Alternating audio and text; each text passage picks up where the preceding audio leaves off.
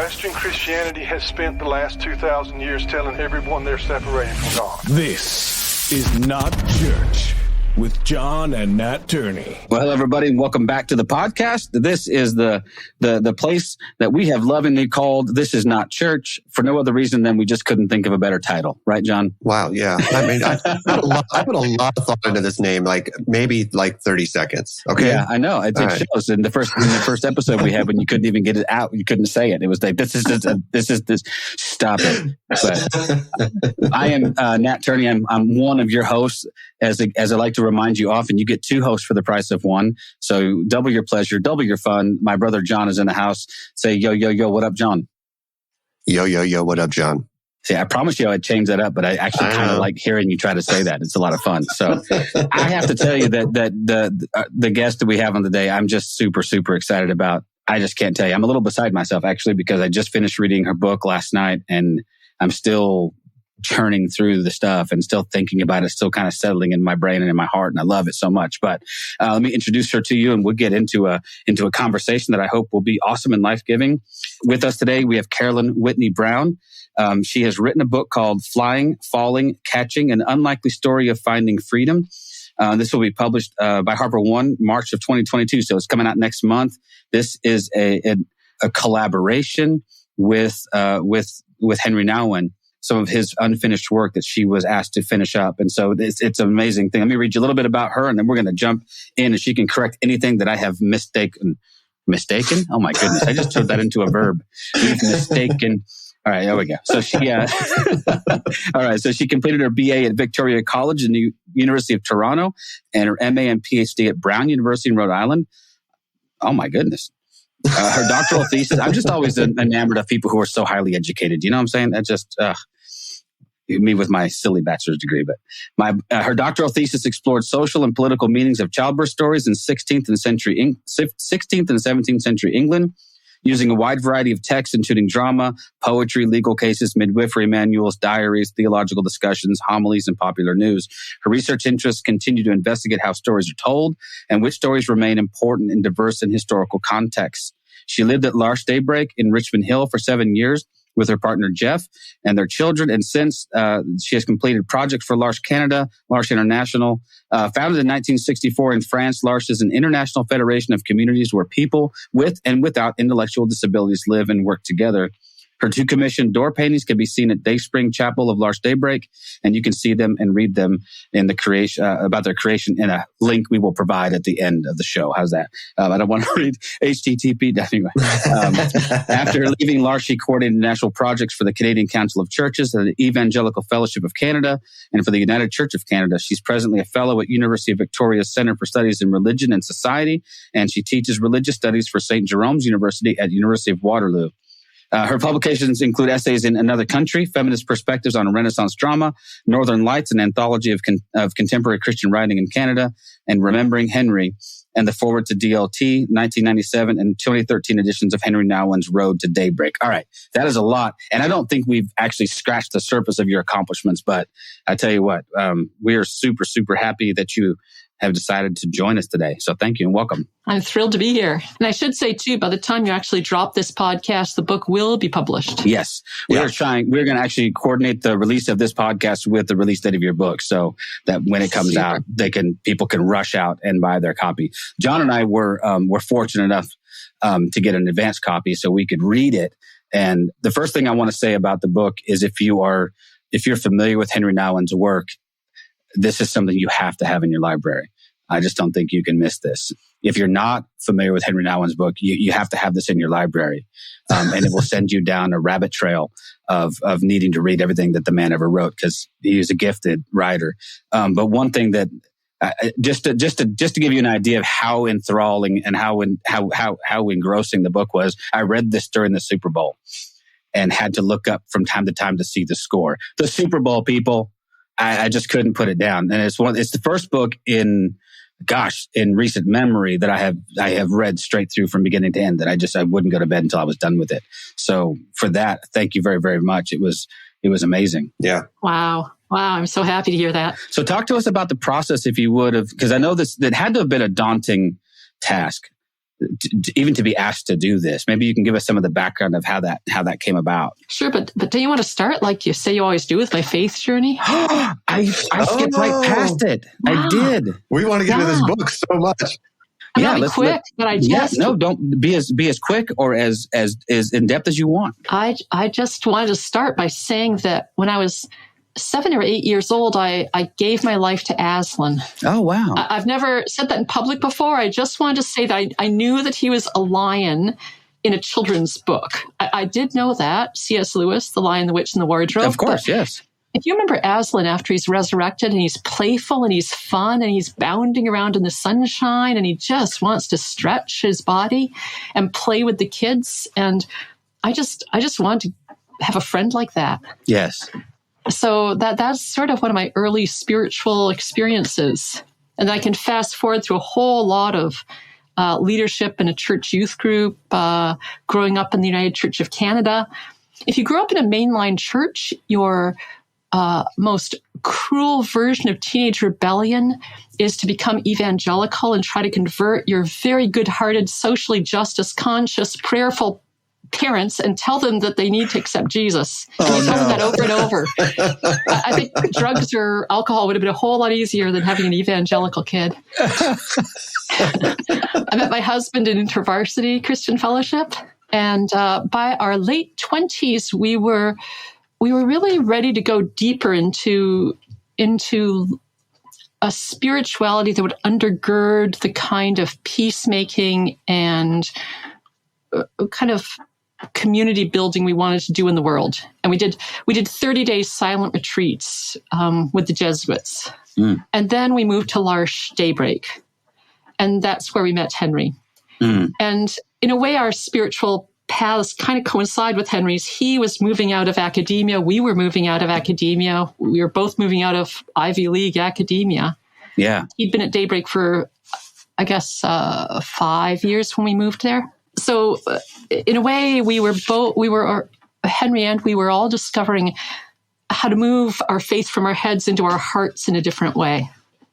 And moving to L'Arche was huge for that, of learning to pray and live and laugh with people with intellectual disabilities, the difficulty of that, just the pleasure of that. One of the things I'll carry forever was my friend Gord Henry, a beautiful guy with Down syndrome. And he would just say over and over to me, he'd say, open your heart.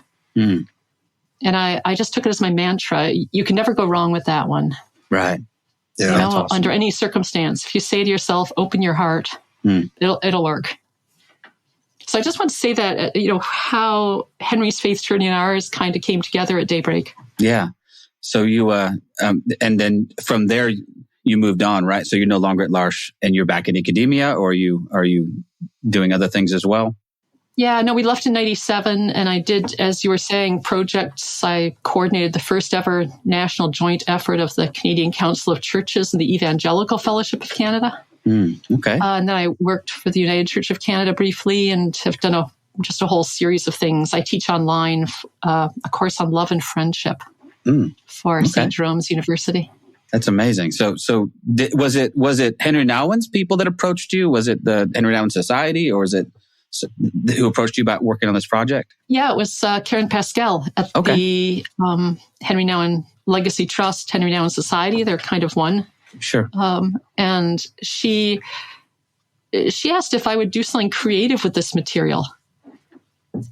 The trapeze material that Henri had left behind when he died had been sitting in the archives, and his very good friend Sue Mosteller had really wanted to write something herself, but she just wasn't finding how to do it.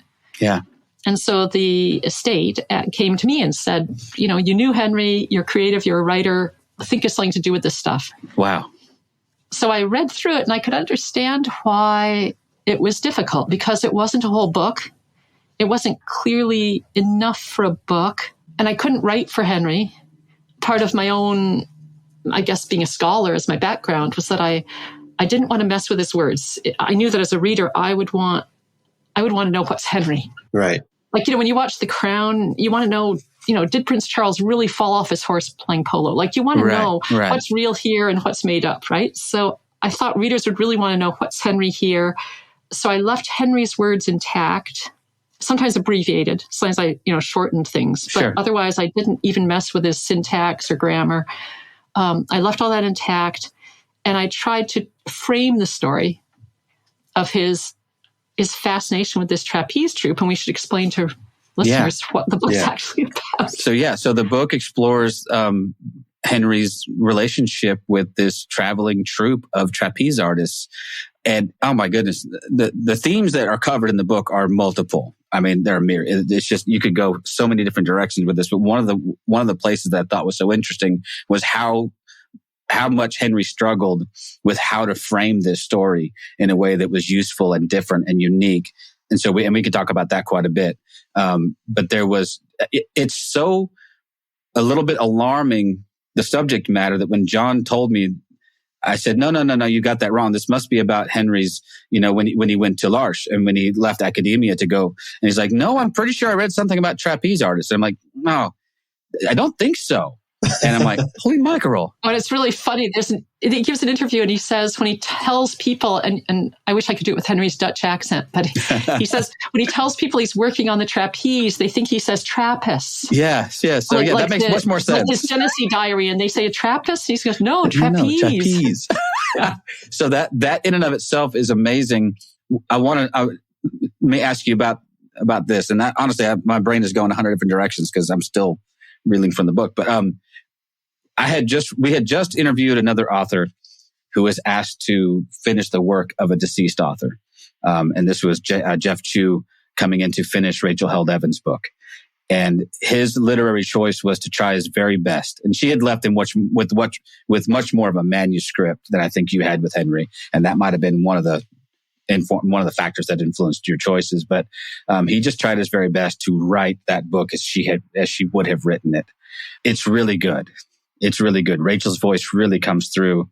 I think it's pretty seamless. I don't know when it's him and when it's her. But one thing I really did appreciate about your approach to this book is I knew when it was Henri, and I knew when it was you. And rather than try to channel your inner Henri Nouwen, you let him speak for himself. And there is a quality to the book because, as you said, you left things intact and there is a quality to the book that is, I don't want to say unfinished but I think Henri would have had a tendency to go back and polish up a lot of the things he had written and maybe tweak a thing here and there. But it really spoke to his level, just how enamored he was of these performers, that there was this really childlike way that he wrote about it. Does that strike you the same way? Yeah. When I first read it, I could just hear him in every word. And of course, I knew him, and I knew him speaking about the trapeze. And every time he talked about it, he would just light up.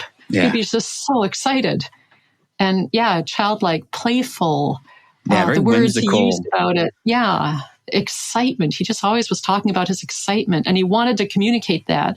And so he said that he wanted to write differently. Yeah. And he and I had some conversations about that in his lifetime, but that he wanted to write, maybe a novel. He wanted to write creative nonfiction. He wanted this book to be different. I was struck by in some of the opening parts of the book when he speaks about going to read books about writing, about the level of humility it takes for a guy of his level of accomplishment, who's written by this time dozens of books, and he's got notoriety and all this stuff, and he's still realizing he doesn't know as much about his craft as he would like to, that he still wanted to learn how to do something differently. I thought that was amazing. Yeah. And the whole book's about how he's always reaching out to something new. Yeah. He just is always ready to start his life over again in some exciting way. Yeah. I'm in complete agreement with you. I mean, just the sheer joy that comes through when he writes about the trapeze artist. And it's from like the minute one of him going and seeing them perform. It's just like we get to go on this journey, this, for lack of a better description, this almost is like this love affair of this connection with these people. I mean, he truly loved these people. I mean, and loved what they were doing and loved what they brought out in him. The other part of it, though, is just I love the juxtaposition between what you're writing, and then you connect it to the parts that he wrote. I'm like Nat. I mean, there's so much stuff going on in my head about this book. I'd loved. So he did some of this in audio, right? He recorded himself, right? So some of the stuff that you're writing from is hearing like audio of him, right? Yeah, he had his secretary transcribe it. Oh, okay. So, in fact, do you want? I thought it'd be really fun to read a bit about when he first, because he dictates a tape and it's practically incoherent. That's what I wanted he's to so say. excited. You can just hear his words tumbling over each other. And one of the things that grabs him so much is the way that the trapeze troupe is with each other, their relationships. Mm-hmm. And he says, I realized from the very beginning that this group has to be really well together. And I saw that they enjoyed it. They really had fun doing it. And there was a kind of excitement in them that became very contagious for me. It was kind of a wow, and I must confess that when I saw them, they seemed to be, in a way, like gods. So far, I wouldn't even dare to come close to them. I had this emotional response to these people. These people are so far above me in their talent or their giftedness. They're such great artists. And who am I? A little tiny guy wanting to get to know them. It seemed impossible for me to even imagine knowing these people personally. I realized how strong that feeling was. It was like, awesome. And then he says, so I went to the show and saw it again. And I began, watching all the other acts. But as soon as those flying Rodleys came on, I got all excited again. The whole way they walked right in there. And they climbed up to the top of the tent and made these enormous jumps. And the music and their whole style, they're smiling at each other and the fun they had and their timing and the whole thing. I couldn't believe they were doing it. Mm. See, all of that, just the like, I love that way you said the words tumbling out. It's like almost you just like you just can't contain the joy, and I love the story, and even just of his first meeting with them where he kind of forces himself to go meet them. Mm-hmm. It reminds me of being, like at a concert or something like that, and suddenly having the audacity to like walk backstage and see if you might maybe say hi to the person that you just saw, and there's that sense of vulnerability and I don't know, to imagine him being that way. And he says over and over again that he feels like a teenager, right? Yeah, that it takes him back to being an infatuated teenager. He feels like he should go back to his room and have their posters on the wall, and there'd be, there's this. I don't know. I can't get over how cool that is. I definitely get the feeling because of the way he wrote that you almost feel like he. And I believe he did this in some points, if I remember correctly. Like he literally left the performance, went and then wrote about what he just saw. It was so important to him to get across that he couldn't wait a minute to then verbalize or write down what he just saw, how it affected him. And it's just, it definitely comes across in his writing. And a lot of, I think, again, I'm trying to remember correctly. If it was part that you wrote or part that he wrote about how this would be so different than anything else that he had written, right? Because a lot of the stuff he writes is like super introspective. It's about your spiritual journey. It's like an inward journey. And this is so different than, everything else that we have read from Henri and what we expect to read when we read something from Henri, right? Yeah, and he really wanted it to be. He wanted to write differently. In fact, I was really fascinated. It's in the book when I came across the outline that he writes, which is quite a bit like his previous books with movements from career to vocation, and he lays out what would be a very, very good book, and he just doesn't want to write it. Yeah, I remember reading that part of the book, and I read through I read the part about the outline. I'm like, yes, that's perfect. Yes, do that. Yeah. And then him having the self-awareness to say, no, that would almost be too easy. It would be too formulaic. And it would have been a great book. 100%. I guarantee it would have been a great book. But at this point in his life, it seemed like that wasn't where he was interested. He wasn't interested in just writing a great book. He wanted to write a different book. I think he wanted his readers to have his experience. Yeah.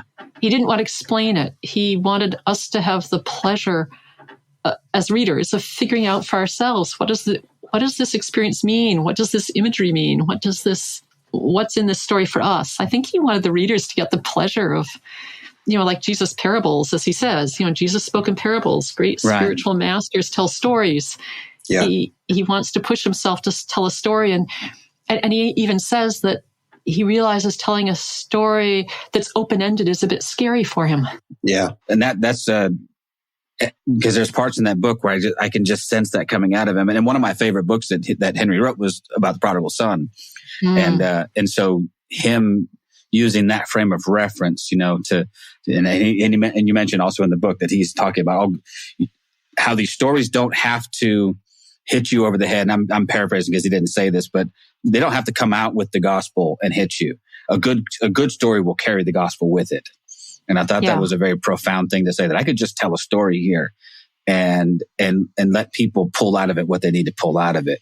And I think he's exactly right. It would have been very easy to draw those spiritual parallels, because as soon as I got my head around the trapeze thing, I did start to go to places I thought would make sense to me. Like, okay, well, yeah, there's teamwork and there's trust issues and there's risk and there's danger and there's creativity. And I could see all of those.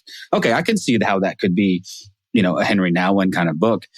And for him to resist the urge to go back into the comfortable and hold off. I'm only a little saddened because he departed us too soon. I would have really loved to read what he would have written in the next 20 years. Oh yeah. Because he was not a man who was content to just go, well, no, this is how I write and this is what I'll do. And all right, I'll churn out 20 more books like this. No, he would have always been pushing the envelope, I think. Yeah. In some way or other. So, and that was important, just to say, it was important to me to honor that I don't know where he would have gone with it. And that was another reason I couldn't have written it for him, because I don't know where he would have gone with it. It would have gone somewhere different. So I realized pretty fast that my project was not to write the book Henry would have written, but to tell the story, like to tell the story of his story, to give a framework so he could tell his story. Well, and again, this is gonna seem like a Carolyn Whitney-Brown love fest here, but I think you did that brilliantly. You don't need my affirmation or anything, but from my perspective, I don't know how you could have done it better. It really is. I think it captured the spirit of Henry. I think it left us wanting more, sadly, from him. I'm like, oh man, I really wish there, but it did sort of satisfy that longing for something else from Henri Nouwen. And I just loved your approach to it. It was very creative. I love how you weave the story of his illness and his heart attack. And I don't want to give him too much of the book away, because you need to buy the book and go get it. And, but the way that it propels the story in a very unique way, I thought. It kept me moving, where I have other books on my shelf that I have picked up and put down, and they're good, but they have not grabbed me in the way that this one did. They go, oh, I'm just going to read the next page. I have to read a little bit more. I think it's important to acknowledge that, Henri Nouwen's writing this book is great. Your writing this book is also great. Oh yeah. The parts incredible of the book that are written by you pull us along on this story. I was just as eager to hear the next part that you were going to write, because you intertwine this story. And again, we don't want to give too much away, but the story of basically the last few days of Henry's life, right? Connecting that, and then these backstories, right? That then it gets to Henry's writing. I was just as fascinated and just as, I don't know what the right word. I was definitely brought along on the story. Yeah. And I wanted to read your words as much as I wanted to read Henry's words. And it was beautiful. That's great, because the book really is half-half. Yeah. And again, the knowing where you come in and where he comes in, that was a brilliant move, I think, because I really did. It was nice to know, hey, these are Henry's words. These are Carolyn's words. This is narrative from, it was easy to track along, and know when I was reading, who was the writer. And my little scholarly hangover that there are really detailed notes, so you can find out exactly. Yeah, I got to the end of the book. I'm reading it on an e-reader, right? So I'm flipping through the page, and I'm like, I'm 81% done. I'm 89% done. Whatever it was, I got to the end, and I still had all this. I still had like 30 pages of text left. I'm like, what's left? Maybe a really long epilogue. I was like super kind of excited, and like, no, it's just pages of notes. But that just tells me again, your scholarly approach to this is there's going to be footnotes or obviously the bibliography. Anyway, so it was obviously well researched. It also lends credibility to the parts that you recount. Did you actually have conversations then with the paramedic who was treating Henri, or is this things that you got from his notes? Or this is a great story. I just couldn't figure out. So when Henri, he was on a sabbatical in 95 and 96, and he came back to Daybreak, and then he had a commitment to go to Russia to do a film about his prodigal son, standing in the museum in front of the actual giant painting in Russia. So he flew from Toronto to Amsterdam and went directly from an overnight flight to a hotel. And he wasn't feeling good. And within an hour, he'd called down to the front desk and said, "I need medical care." And the manager called emergency. And what I knew was that they had to take him out the window, which was sort of a legendary. I mean, of course, Henri, larger than life. Of course, he had to be rescued out a window. Of course, yeah. Everything was bigger than life. And truth is often stranger than fiction with Henri. Yes. So I knew that. But when I actually started to write the book, I thought, well, wait a minute. Wouldn't it just, I mean, you're already having a heart attack. Wouldn't you die of anxiety if someone yanked you out a window? So I tried to look up pictures on the internet of, what do window rescues look like? And it looked terrifying. So then I started to think, who could tell me about this? And I did a little search around, and on LinkedIn, I came across this guy, Denny Walterkins, who had written an article in English. So I knew he spoke English, and he had trained paramedics in the 1990s.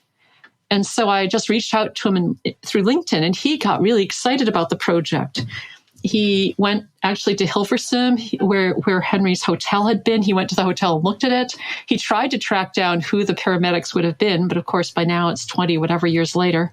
Yeah. But he put together for me a 15-page document with absolutely every detail of because he trained people to do exactly that kind of rescue, what they would ask, what they would check, what their equipment was, what order they would ask the questions, how they would wrap the stretcher, how they would move the person from their bed to the stretcher, how they would strap him on, how they would take him out the window, that the person goes out head first, how they click in, how they get taken down to the bottom, the exact team that comes, that you need 2 trucks arrive, and you end up with 8 firefighters as well as the paramedics.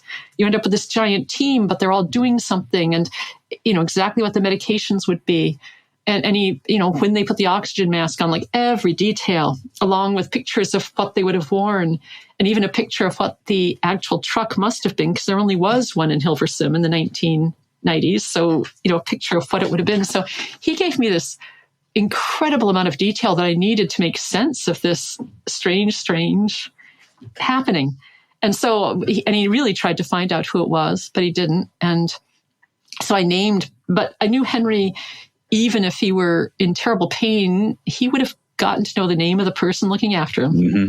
Yeah. So the person needed a name. The person needed to be a person. So I named them Denny, and thanks to this guy I've never met, who without whom the book just wouldn't have happened the same way. In fact, Denny got so into it that he wrote me back, and he said that he was feeling kind of sad that he hadn't been able to look after Henri better. Oh, no. Wow. It was so touching. Oh, man. Well, I loved, and it's not a difficult parallel then to draw between, Henri's love affair with the trapeze and, the heights and all of this stuff. And, almost his final act is going out a window, Absolutely. And having that sense of exhilaration and fear kind of commingling, and, I don't know. Obviously we're saddened, and I am still, I think I told John, I told somebody, I read half of that through tears, just because the whole time, I know the story, and I know that Henri died soon after, and there's still a sense, and it's very, very strange to have that connection with an author that I've never met, I'll never meet in this life. But I still had that sense of like, I knew him, and I feel like if I'd met him, we would have liked each other, and so there's this sense of loss over this. And so I'm reading this beautiful account of, which is also sort of whimsical and funny, and, it's a strange parallel between him and the trapeze artist. And I don't know. That's part of the beauty of this are all the little connections that you've made between the real events and between what he had written. And I don't know, I'm still thinking about it. It's really, really well done. So, but I was going to ask you a question about, I love one of the things that Henri said was that, in this book that he said, so many of his, in fact, I wrote it down, just these most profound shifts in life come via interruption. And I wonder if you'd give some clarity to that, because his life seemed to be a series of interruptions, moving him from one place to another. And I'm just curious what your thoughts are. Yeah. And, some of his interruptions are well planned, when he decided to go live with the Trappists for 6 months in a way that interrupted his teaching, but that was well planned. Or when he went to Latin America to live with and learn Spanish and live with people who are poor. And that was, those were sort of interruptions to his teaching, but they were very carefully planned. And then there were the interruptions that really burst into his life. And in the book, he thinks back over some of those, especially when he it was hit by a van. He writes about it in a book called Beyond the Mirror. And it really brings his life to a standstill for a bit, but he feels sort of strangely safe and even a little relieved in a way to have everything come to a halt.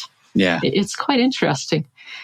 And then other interruptions just were completely unexpected and devastating, like his mother's death very suddenly, or his big emotional break a year or so after he moved to Daybreak, and those were just disrupted his life. They were just huge disruptions in his life. So, in this book, the interruption that he isn't going to make it to Russia to this film at that moment, it has a sort of combination of disappointment and a kind of relief that everything gets to sort of stop for a bit. That he really, again, that sort of openness of Henri to life. Yeah. Well, even the interruption, of picking up and going to Selma and deciding, no, I need to be there. Like I can't be, and one of the things that I appreciate about Henri, and people like him are their unwillingness to sit on the sidelines, and there's a brand of Christianity that has put itself right in the crosshairs of social justice and put itself, in vulnerable and risk-taking ways in place. And then and we need more of that. And so I've always admired him for, obviously his departure to go to Daybreak was when I was serving on a spiritual retreat years and years ago in this little Catholic retreat center. And I was perusing their little library. And so I'm perusing through the library. And of course, I recognized the name Henri Nouwen, but I don't think I'd ever read any books by him. I had a couple of his on my shelf, and I'll get around to them, And I found that little book called Adam. And I picked it up and I was like, well, that's interesting. I could probably get through this in the next little bit. And so I sat down on a chair in between sessions we were doing, and I didn't get up until I'd finished it, basically. And I just had this profound sense that Henri was a man of conviction, that he was a man of integrity, and that and the story of him walking away from what he walked away from, sort of at the height of his notoriety and fame, and saying, nah, I'm not going to get stuck in this hamster wheel forever. I'm going to go do something different. And even that came with a great cost, now. But I still think that willingness to put himself out there and try something new is sort of a hallmark of his life, wouldn't you say? I mean... Yeah, and it's utter delight, too, in it's just how much fun he had discovering new communities of getting to know the people who he met by going to Selma. Yeah. As a firstborn white Dutch privileged priest, he was studying in Kansas at the Manger Clinic. But, to actually go on that march when Martin Luther King Jr. asked for church leaders to come and support them, that he decided to just go. And his just excitement of meeting people, of eating different food, hearing new songs for him, and his excitement in moving to L'Arche, of discovering people with disabilities, discovering something about himself, discovering them. It's just this open-hearted welcome of new experiences. I don't know if you remember and also when he went to the AIDS conferences in the 90s, which was a big step for him. It was hard. He said yes, he said no, he said yes, he said no. He was scared to go. And that too just opened up. I mean, he'd already had friends with AIDS and supported people with AIDS, but to go to speak to a big gathering was a big step for him. And it really did draw on the kind of confidence of trying something new that he'd been experiencing through the Rodleys, through the Flying Rodleys, which was the name of the trapeze troupe, if we haven't said that yet. Just in case you're wondering, the Flying Rodleys. Wow. And then going to Martin Luther King's funeral.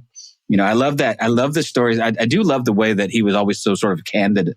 I always had this sense that there wasn't a lot of guile in Henri Nouwen. I mean, he was who he was, and he owned that. And so he didn't say, I immediately went off to, no, he argued with himself a bit. He had to talk himself into it. But I love that. Was it going to the funeral where he sort of woke up in the middle of the night and he's like, nope, I have to go. Or was that the March on Selma? I think that was the March on Selma. Okay. I knew one of those he had kind of decided, he talked himself out of going. And then in the middle of the night, he's like, nope, I have to go, and sort of gotten this little BW. That was the March on Selma, wasn't it? Yeah, that's the March. But the funeral was the same thing. He wasn't going to go. And then he just realized that he was getting more and more bitter inside and angry and just churning. And he just wasn't with the right people to process that, and that he wanted to go be with the people there. Yeah. Well, isn't that's the human side of him that we need, because it affirms our inner struggles too. It's like, because I know that, you know, I have the same type of, issues when I'm trying to make decisions that I consider tough and hard. And I battle with myself, and I, you know, inevitably, more often than not, I think I pick the right choice. But I think the other part of what is really interesting in the story is that, yeah, he makes the right choices, and they're good choices, but there's a cost almost, right? Of being able to put yourself out like that. I mean, we see that with Daybreak, right? He goes to Daybreak and he's, you know, entering this new part of his life, but it's during that time that he has this mental breakdown, right? And so he's chosen to go on to this higher, better, whatever you want to call it, different part of his life. A right choice, I think, from what I can see. But even in our right choices, sometimes there's a cost on us, right? Yeah. Oh, yeah. And it's so refreshing, I guess, to know that it happens to other people. You know, Nat and I had been talking to other people about, you know, a lot of times we feel like we get into these situations and we feel like we're the only ones that this ever happens to. And then you see someone who is so, we look at as so spiritually in tune and so connected. And he also had these struggles and these internal battles and these demons that he had to deal with, right? Yeah. And for Henri, I think the confirmation that moving to L'Arche was a good thing wasn't because it was easy. It's because it was where he could grow. It was where ultimately he could find a home, but it wasn't easy. Right. Yeah. And as you read in the book, it wasn't easy for anybody.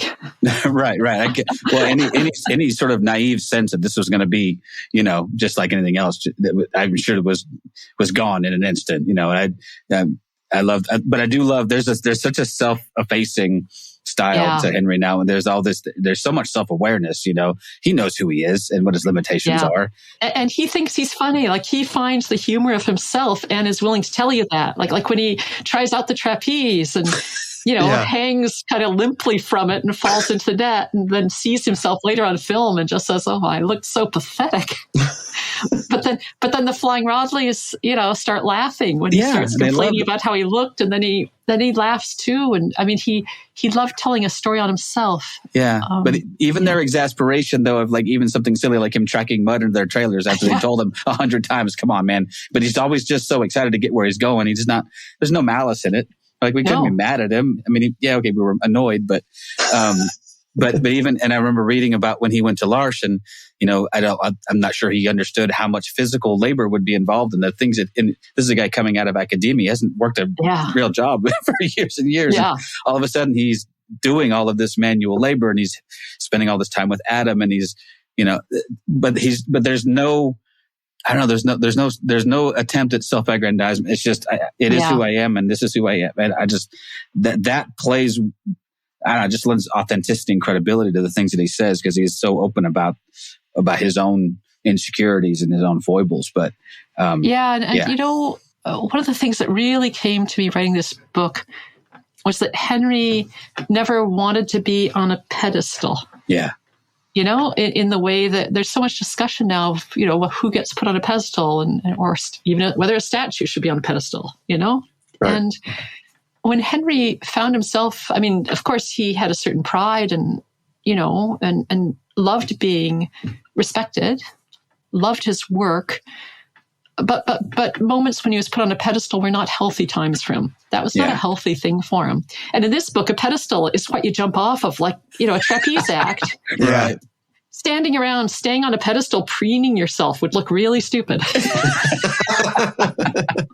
Well, dressed in some garish costume and you're all, all that stuff. Right. All that stuff that he would have just, like, no, I'm not going to do that. Also, you're hardly ever on a pedestal alone in the trapeze troupe. Like, that really struck me that Henri, when he came to Daybreak, he started to try to travel with people from the community. He would travel with Phyllis and Wendy to do skits with him. He would travel with Bill Van Buren and hand Bill the microphone and say, tell this big audience your favorite joke.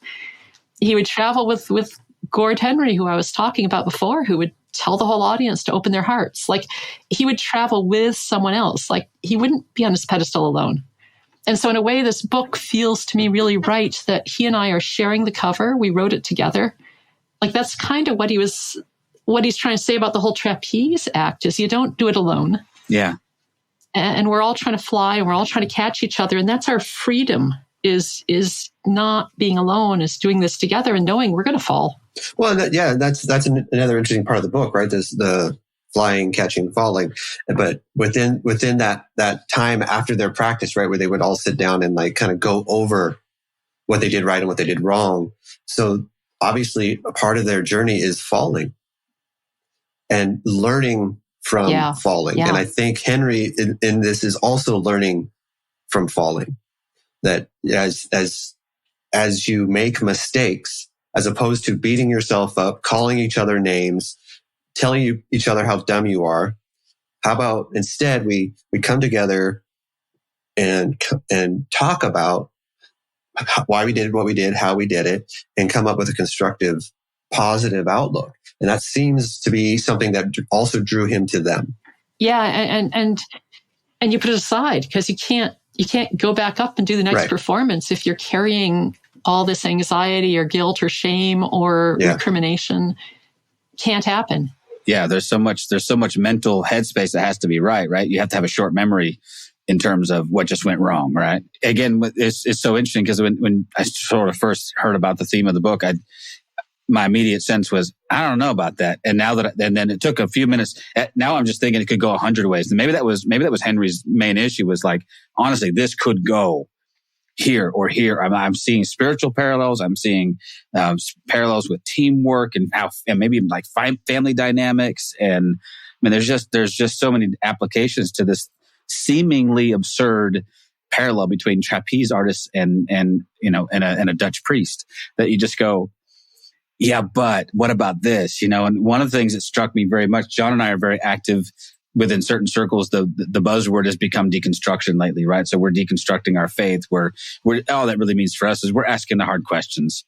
I'm willing to dismantle what I think I believe piece by piece and try to sift out what's authentic and get rid of what's not, But what struck me was Henri's had been doing this for 30 years. A lot of what he's doing is questioning and giving us a framework in which to ask questions.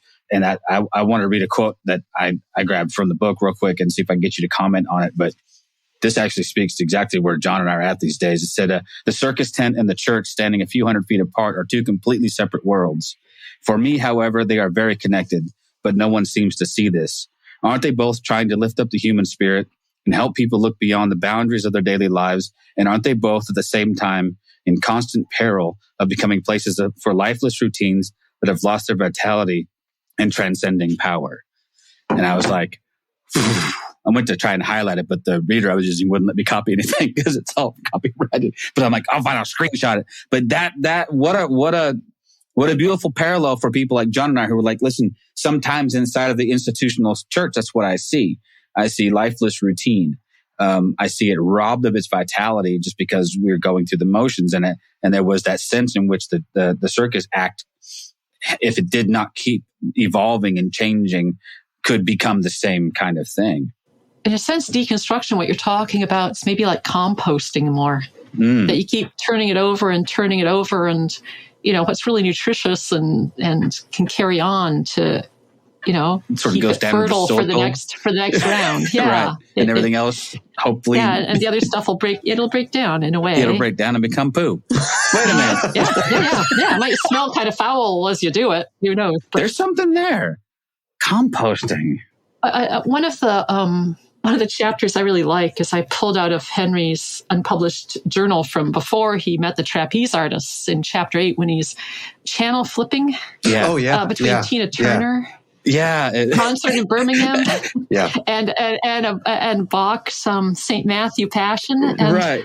and one is like super sexual and the crowd is in a trance and she and David Bowie are just, clutching each other's, singing It's Only Love. And then he flips back to Bach and the solemn people are singing about, Christ's death and the beauty of his love for humankind. And he's watching it with his dad on TV, channel flipping back and forth. And I just loved that because it's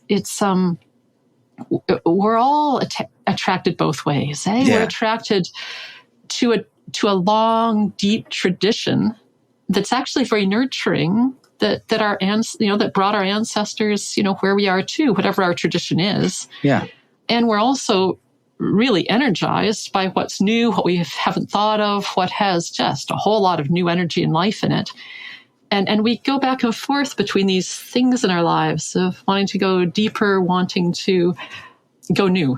Yeah, I think you're exactly right. And I still get a kick out of thinking about him flipping the channels back and forth between those two seemingly so it's like completely juxtaposed, right? It's like Tina Turner of all things. And but it's an interesting contrast.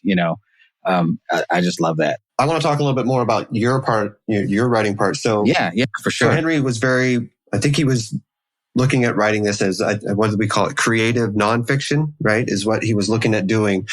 So my question, I guess, for you is the part that you write, there had to be parts in here that you are assuming, right? You're putting, by knowing Henri and knowing probably what would have happened in these moments, how much of what you wrote would have been considered creative nonfiction or would have been almost just fiction? Because I obviously you didn't have access to these conversations between Henri and the paramedic, right? So some of that is it has to be kind of fictionalized, but I think done in a really good way. If that is what you did, I guess that's my question. Yeah. No, of course I had to make up that. Henri didn't write about his death. Yeah. Slacker. I can't believe it. I don't know why he didn't. If he just had a little more time. Right? Well, I was actually a little surprised because I didn't know the story as well as I did. And so in my recollection of events, which is obviously poor at this point, but first of all, two things happened. And this is a to me, it's a telling of how well written the book is. I know Henri dies. And the whole time I'm thinking he might make it. Yeah. Even though I know. You know what I mean? I'm still, and he does. Obviously, he does make it. He gets to the bottom. And I'm like, what are you doing to me? And then obviously we know only a few more days, but there was how you manage to create tension. This is always, to me, the hallmark of really, really good writing is managing to create tension in a story whose outcome we already know. And if you can still do that, I know he didn't survive, much longer after. I actually, in my recollection, he passed away he didn't make it out of the hotel room. I don't know why I thought that, but it still managed to pull me along and have me going, okay, well, maybe he's okay. I know he's not okay, but the writing is, of course, actually, I shouldn't say it like that. I know he's okay. But I still was, you know what I'm saying? Anyway, I just meant that as a compliment to the way that part of the story was written so well that I'm still rooting for him to pull through, Yeah. And to go back to John's question, part of the difficulty of writing the book was that I didn't dare just go wild and invent Henri. Right. I couldn't make him do what I knew he didn't do. I couldn't I couldn't, I'm not a fiction writer. This was the first time I'd ever, like Henri, it was the first time I'd ever tried to write creative nonfiction. It was incredibly fun. Yeah. But it also was constrained. I had to really stay tightly within what I knew to be true of Henri. Mm-hmm. But then within that, I had to invent conversations a bit. I had to, sometimes I had notes, like when he and his friends Frank and Ron are at the trapeze together, and I have notes from their conversation, but then I had to parcel it out to them. And fortunately, they're both still alive, so I could actually check out with them. Does this seem right? Right. Did I get close here, right? Yeah, exactly. And one of the most moving things for me was when, with some fear and trembling, I sent the manuscript off to his brother, Laurent. Just wondering, because I, invented Henri. I'd invented a character named Henri who gets taken out a window and thinks things and looks back over his life in a way I have, I'm not saying that ever happened that way. Yeah. And so I was very moved when Laurent responded that it felt very accurate to Henri's hopes and dreams and even Henri's despair. And then he just said, you brought Henri very close to me again. Right. He says that in his endorsement I read that. for the book. So that was a big affirmation that, chunks of it are fiction. I made it up. I took some guesses. I made it fun to read. Mm-hmm. But that there's something about it that's true. I would say that, you've made some guesses, but you've made some very educated guesses here. And so the style of your writing that meshes with what he wrote, I totally believe that that's what Henri was thinking at that time. It makes sense. It flows with what Henri wrote.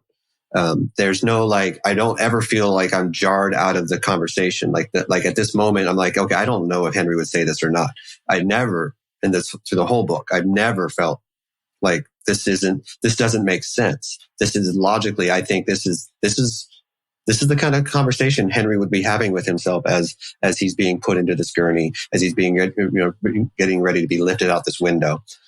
It all flows so well, and it goes to your expertise and your willingness to learn everything you can about Henri as you're writing this. I mean, it really does. Yeah, and in a way, of course, the book has a character named Henri, right? I'm not claiming that's really Henri, but as I say early on too, Henri crafted himself into a character in his own writing all the time. Right.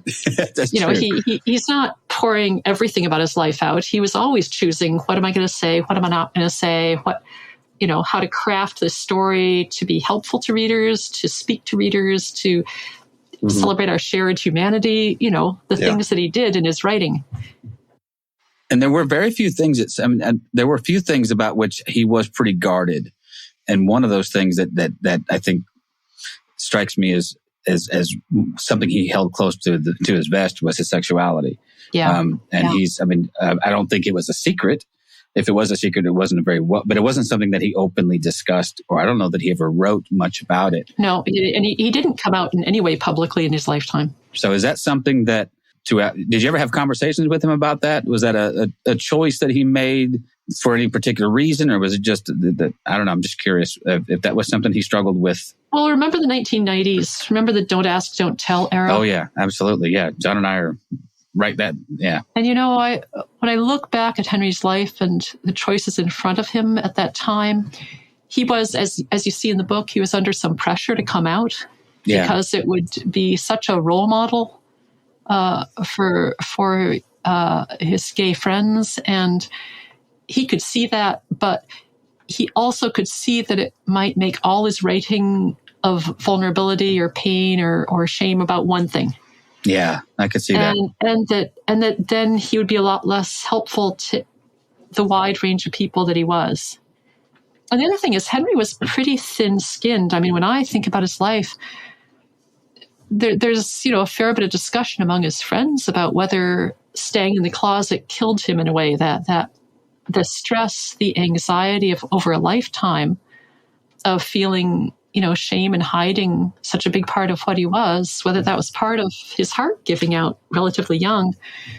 On the other hand, I don't see that coming out would have been better for his heart. I'm not sure he could have, I don't know how he would have withstood the barrage of opinions that would have landed on him. Can you imagine?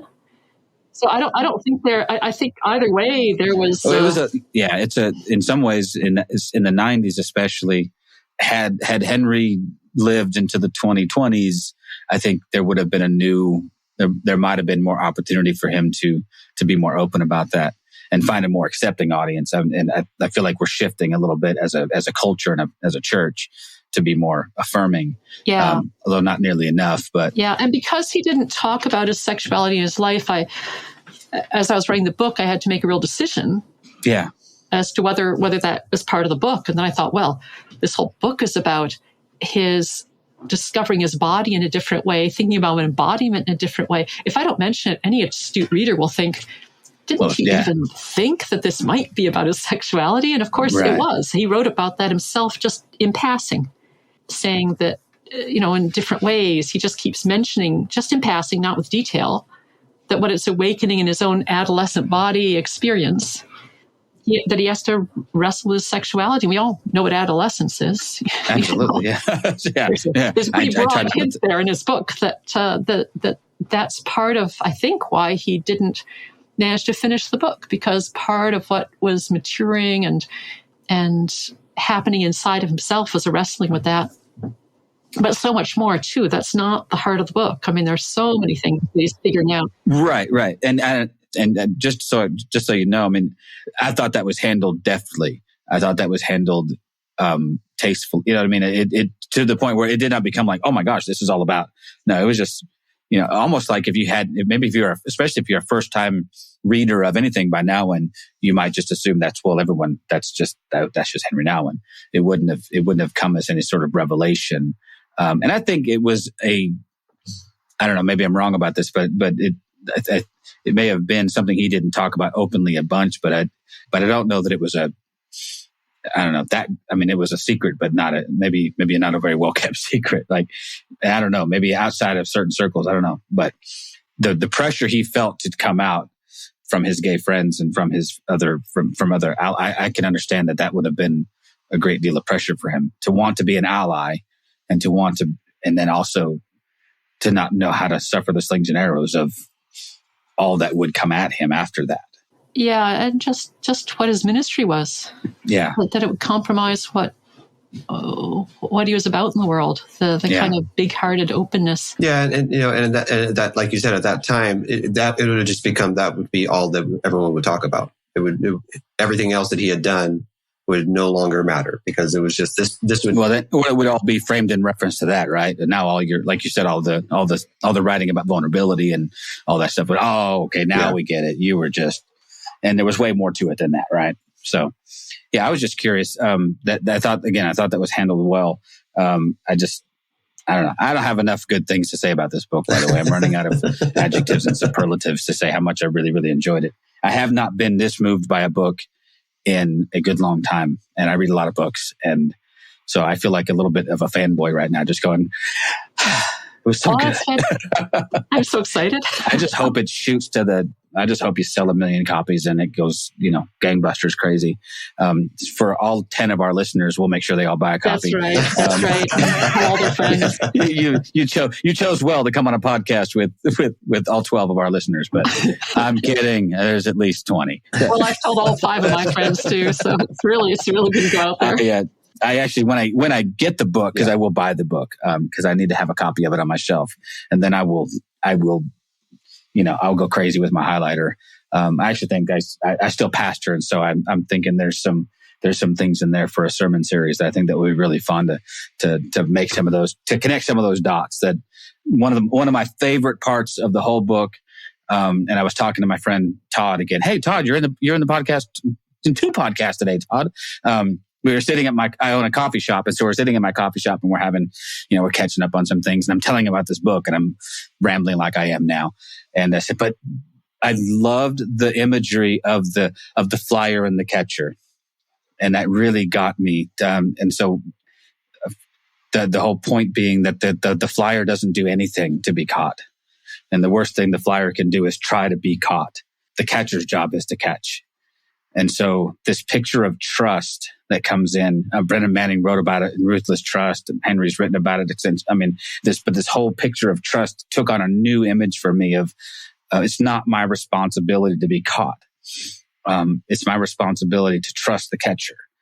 And that was, and is still profound. It's still kind of, like I said, it's kind of working its way through my head and my heart to see where it goes. But what a beautiful picture and what a challenge to do. It's one thing to say it, it's another thing to do it. But yeah, I just love that. Yeah. One of the things he wrote that I put actually was so beautiful that I put it as the epigraph for the book was when two things. He said, when I saw the flying Rodleys for the very first time, it looked like everything that's important in life. I saw it together in one act. And then he says, the 10 minutes that followed the act somehow gave me a glimpse of a world that had eluded me so far, a world of discipline and freedom, diversity and harmony, risk and safety, individuality and community, and most of all, flying and catching. And I just love how he just brings it all together there with his huge excitement that just everything is there. Yeah, it's remarkable. I mean, really, really, really, really, really good. I'm out of reallys, John. It's like 17 reallys good. I appreciate you coming on and talking to us about this. It's been really, really stop it with the reallys, Nat. Okay, sorry. It has been very, very. It's been great. I appreciate your willingness to come on and talk about this. I don't even know what to say at this point. I'm just rambling. So, John, why don't you help us close out and sound less like we don't know what we're doing? So I get to say all the really, really's. I feel really, really privileged to be on your podcast. It's been really, really fun. My first podcast. It's been really, really great.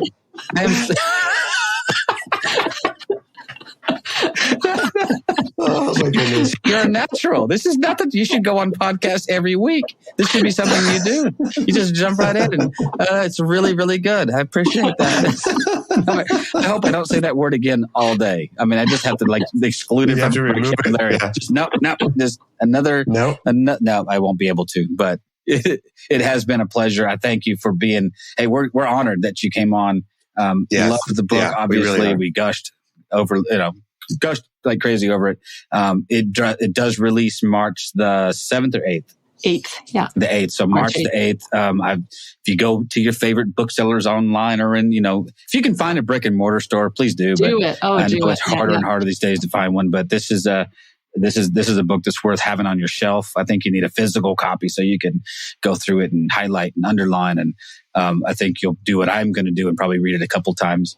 And in the physical copy, you get on the back cover a fantastic photo of Henry lying horizontally in the arms of the flying Rodleys, just beaming from ear to ear. It's okay, fantastic. well, see, now if I was even remotely on the fence before, it's in my pre-order basket now.